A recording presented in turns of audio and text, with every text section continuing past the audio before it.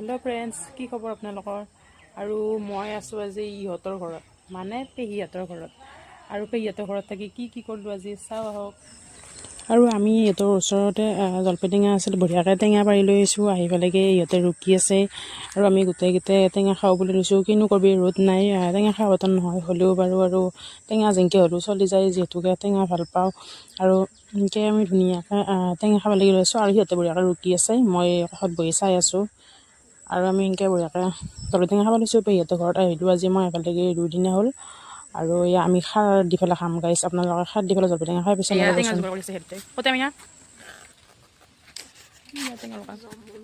খাউৰি আহি আছে এইটো পাত লৈ আহিছে। গধূলি আমি আৰু এয়া তিনিটাই ফুৰিব আহি আছোঁ। এইজনী আমাৰ পেহীজনী আৰু এইজনী মাইনা। আমি ৰাস্তাই ৰাস্তাই